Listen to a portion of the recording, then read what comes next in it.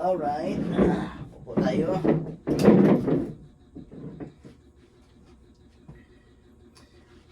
Kumusta po mga kabimits? Welcome back po sa ating BMIT Vlog 37. So, huwag po kayong magtataka o mabigla kung bakit po tayo ay nagtatagalog ngayon, no? Dahil po ay sinunod lang po natin yung advice ng ating clients, no? Di lang isa, dalawa, tatlo. Nagsabi sa atin o nag-advise sa atin na mas mabuti na magtagalog po tayo. So, tama naman. Dahil naisip ko na karamihan sa mga Tagalog ay hindi makaintindi ng Bisaya. Karamihan sa Bisaya ay makaintindi ng Tagalog. So, yan, nakadesisyon po ako na magtatagalog sa abot ng aking makakaya. Dahil sa awa ng Diyos ay marunong naman tayo salita ng Tagalog. Konti lang, basic lang, no? So, kaya mga kabimits, kung mayroon man tayong mga salita, no, na halong Bisaya, intindihin yun lang, no? Dahil itong inyong lingkod na kanuna ng tindog ay pure Bisaya po ito, Cebuano. Okay? So, sige lang, gagawin ko po ang lahat para magtatagalog po tayo. Okay, so maraming salamat nga pala sa mga nag-advise sa atin. So, yan po ang tama mga kabimits na kailangan talaga tayo maging open-minded, no, sa mga pangyayari. Okay? Okay. So, ang ating pong video ngayon, mga kabimits, mga ka-relax, ay ating pong tatalakayin o pag-uusapan ang purpose, effect, and benefit sa massage. Ito ay based po sa aking pinapromise na sa inyo, no? Sa ating unang video. Sana po ay matupad na ngayon. Okay, so mga kabimits, tulad ng sinasabi ko na sa inyo, sa panahon natin ngayon, marami nang lumitaw na mga iba't ibang klase o type sa massage. But mayroon po tayong 6 na pinupukusan o ginawang example, di ba? Tulad ng Swedish Shiatsu, Reflex, Thai, Deep Tissue, Stone. Mga kabimits, ang lahat pong klase o type sa massage, lahat, hindi lang yung 6. So, mayroon siyang pangunahing purpose o layunin. Okay? So, tulad ng relaxation, pain relief, napapaganda yung circulation. So, yan po. But, ang bawat klase o type sa massage po ay mayroon pong kakaiba o special o unique na purpose o layunin. Like for example po, tulad ng massage para sa buntis. Ito ay tinatawag na prenatal massage at massage po para sa mga bata o masuso na tinatawag ding infant massage. Ito po ay mayroong special o unique na purpose. So yan po ang ibig natin sabihin. So sa video natin ito, mga kabimits, sa punto pong ito, atin lang pong pag-uusapan ang general purpose, effect, and benefit sa massage. Okay? Okay. So, samahan niyo po ako, mga ka-relax.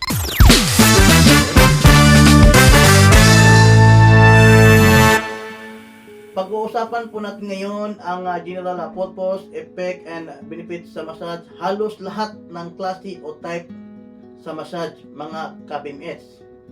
Okay?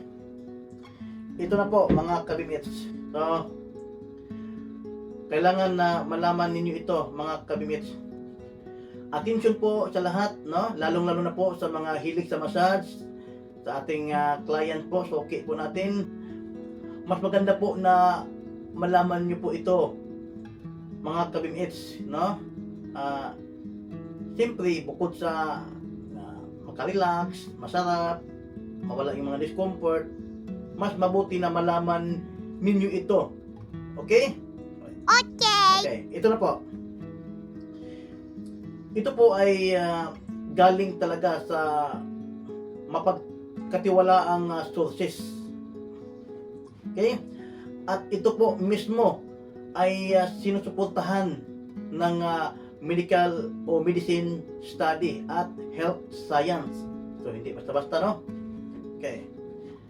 So, pakinggan nyo nga mabuti mga kabimits para makuha nyo talaga. Okay? So, unahin natin yung purpose o layunin. Number 1, relaxation. Pagpa-relax, pagpakalma sa katawan at isip o body and soul o mind. Number 2, pain relief. Okay? Number 3, improve o balance flow o blood circulation. Okay, so yan lang muna mga kabits ang purpose. Dito naman tayo sa effect. So ito po mga kabits ito po ay ma-fail natin agad-agad after sa massage o session. But remember mga kabits, ang effect po ay nagdepende din ito sa nagmassage at mismo sa clients. Dahil pwedeng maiba o iba yung epekto, no?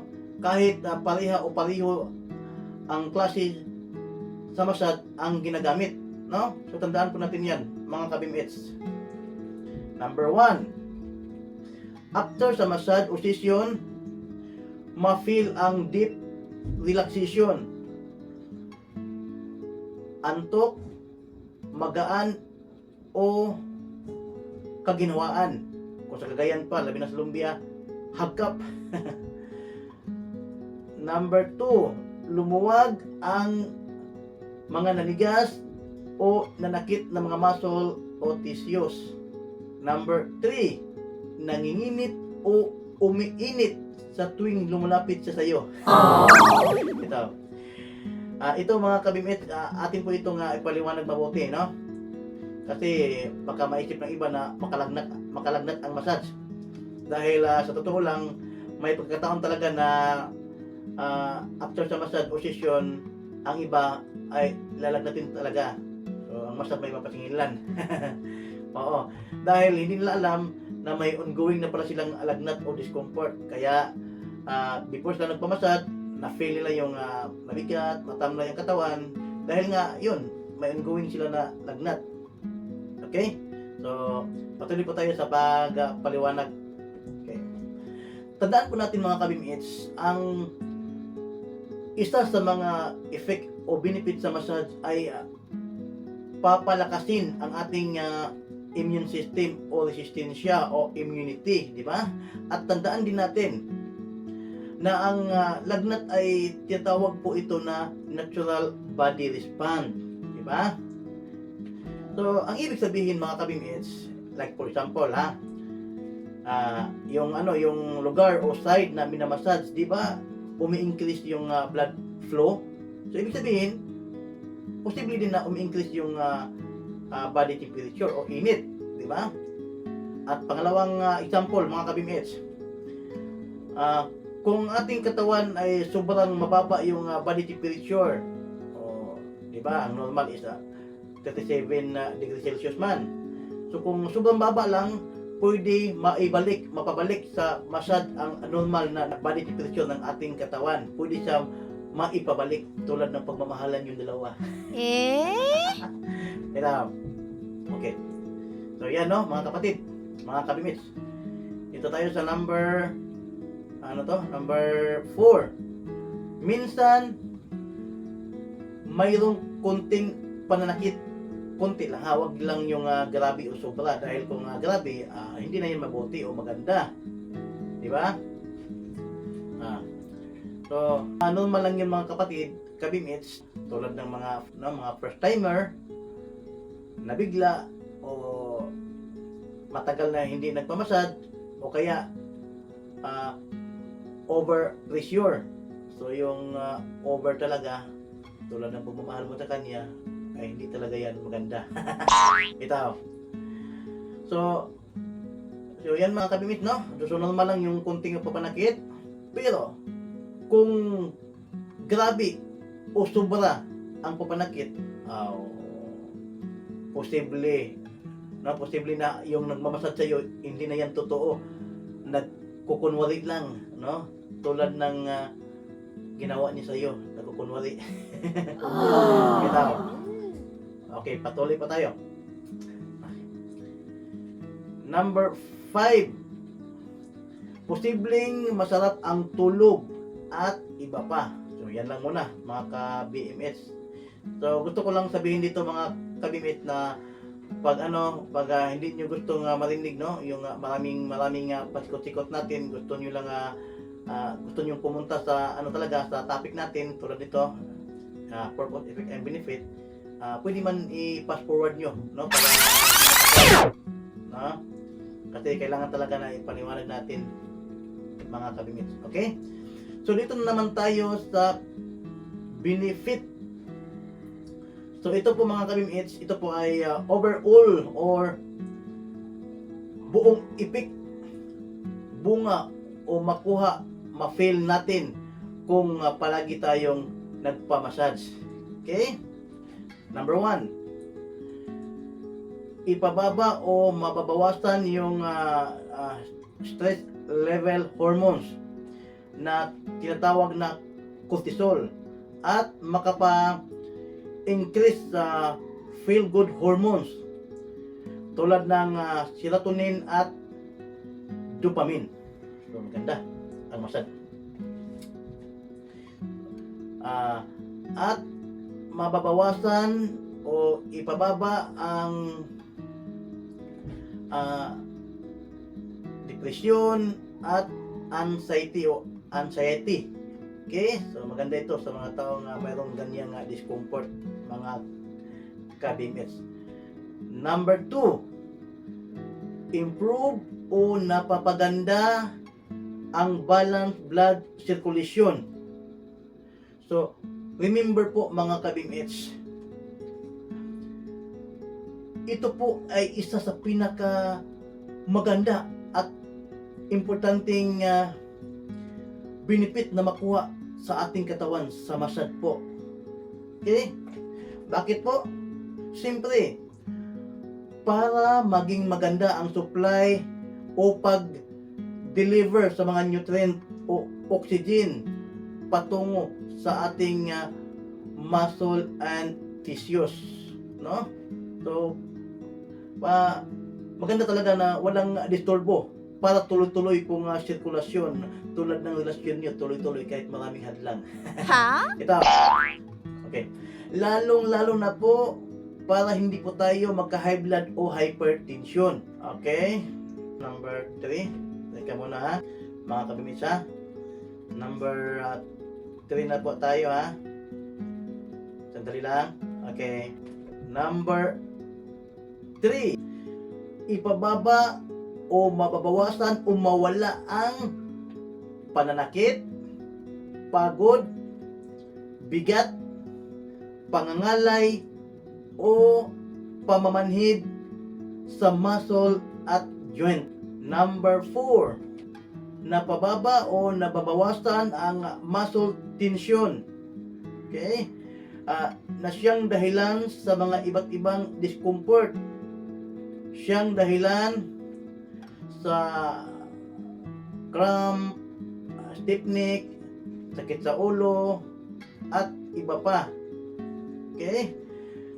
Napapabalik o napapaganda ang flexibility o elasticity. So maganda ito mga ka-BMH, lalong-lalo na sa mga taong mahirapan na, no? Yung mahirap na bitaw pag may abutin sila o may pupulutin sila, mahirap na yumuko. So yan po ay isang indikasyon po na yung natin, mga muscle natin ay yung diameter natin ay tumitigas na, lumiliit na. So itong massage makakatulong, okay, na mapabalik yung magandang flexibility at elasticity. Number 5 na po tayo. Okay. Tumutulong na papalakasin ang ating immunity, resistensya o immune system. Ito. So mabuti ito sa mga taong mahina yung resistensya, palagi nga magkasakit. Number 6, tumutulong na mapabilis ang recovery o healing of process. example mga kabimits, na-stroke ka o ano bang sakit mo, itong massage ay nakakatulong na mapabilis siya. Example, 10 taon ka bago gumaling. So posible siya maging 5, 6, 7 years na lang gumaling ka na dahil sa massage. So yan po, maganda ang massage. Ano yun? Number 7, maganda sa mga taong mayroong insomnia, lalong-lalo na sa mga taong hindi masyadong nakatulog sa kaisip sa iyo. Ito mga kabimits, no, marami talagang mga study, nakikitaan talaga, kumbaga may ebidensya na nakitaan nila na yung mga taong regular nagpamassage ay nag-improve talaga yung nila, tulog nila. Hindi lang yung mga study. Sa akin ding personal na experience, maraming mga client ko na nagsasabi na bumabalik talaga yung nila, yung maganda at normal na tulog. Oo. Bakit po? Dahil po ay pag tayo ay minamasad ay napapaganda po yung production sa hormone na tinatawag na melatonin. Itong melatonin na ito po ay responsable sa pagtulog. Okay? So kaya nga sa reflexology, mayroon pong point na tinatawag na pineal gland. Number 8. Okay? Nakakatulong na mapabilis ang pagpalabas o eliminate ng toxin. Okay? Take note mga kabimits, ang toxin ay poisoning. Hilo po ito, hilo. Okay? So, ito po ay isang dahilan kung bakit tayo palaging masakit ang ulo, mabigat ang katawan, pagod. So, ito po, kailangan talaga ito ipalabas, i-eliminate po ito galing sa ating katawan. Tulad ng naramdaman mo sa kanya, kailangan bitawan mo na dahil toxic na siya. Bitawan nyo. Okay? Number 9. Improve mood o overall mental health.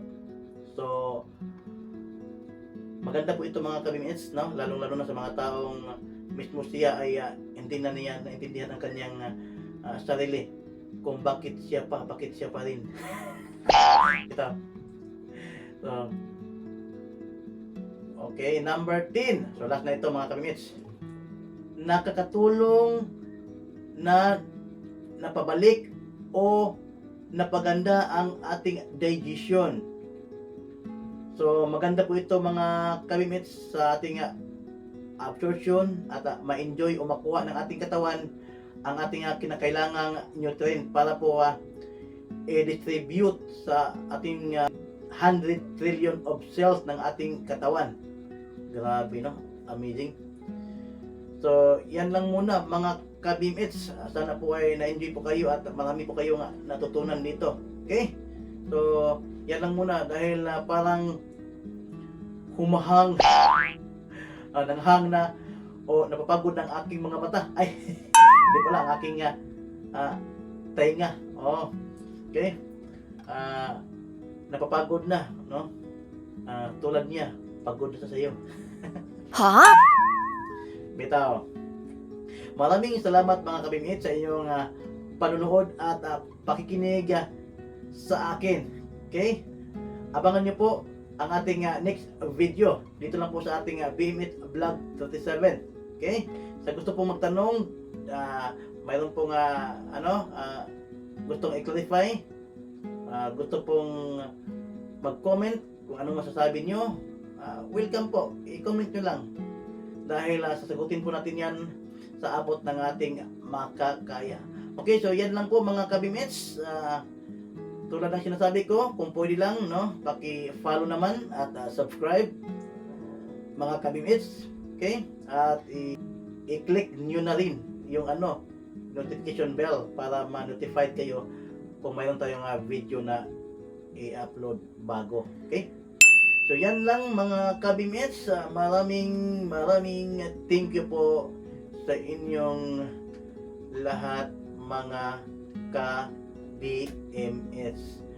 Bye-bye you.